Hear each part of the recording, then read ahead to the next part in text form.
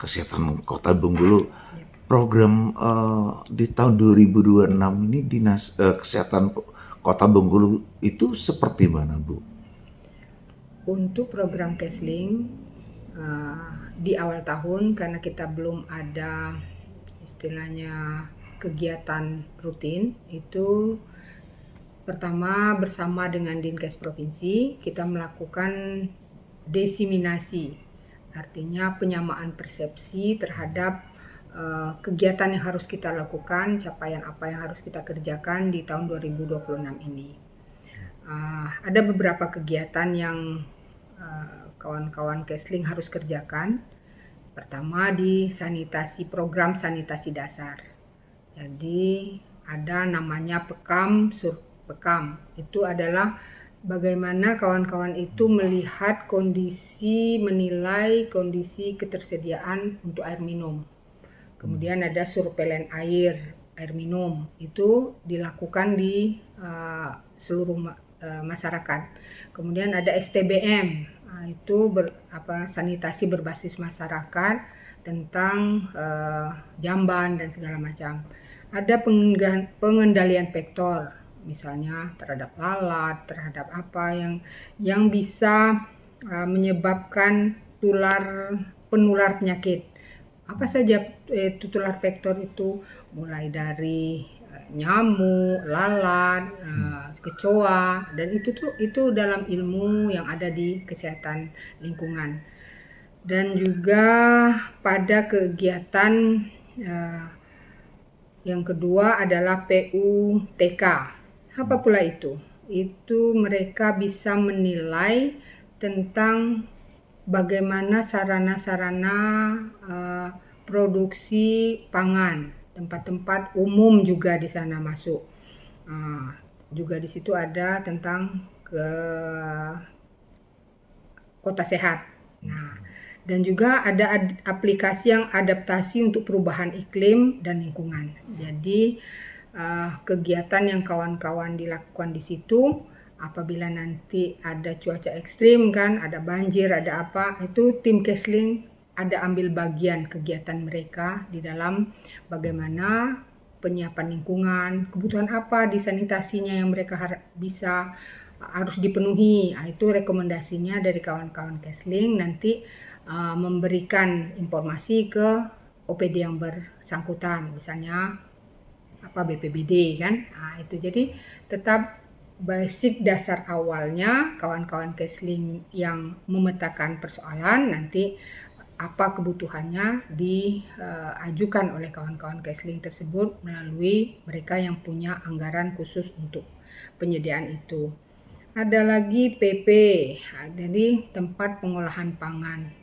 Di situ termasuk juga SPPG, dapur-dapur yang sekarang BGN, atau tempat pengolahan pangan yang memang sudah ada di masyarakat, macam restoran, catering, jasa boga, itu termasuk. Nah, itu masuk ke dalamnya. Juga di dalamnya ada dampak karena keracunan pangan, itu masuk ke situ. Ada lagi yang namanya pengelolaan limbah radiasi. Jadi urusan limbah itu kita juga kerjasama dengan orang di LH. Itu bagaimana limbah-limbah yang baik, limbah dari usaha-usaha itu sebenarnya ada tempat pengolahannya tersendiri, pasar sepertinya. Kita pengolahan limbah pasar kita itu sebenarnya belum memenuhi syarat. Kita berharap ke depannya pengolahan limbah pasar sehingga tidak air limbah yang sudah bekas olahan pasar itu bisa diolah dan tidak mencemari, tidak menyebabkan bau daripada limbah yang sudah dihasilkan pada proses penjualan pasar.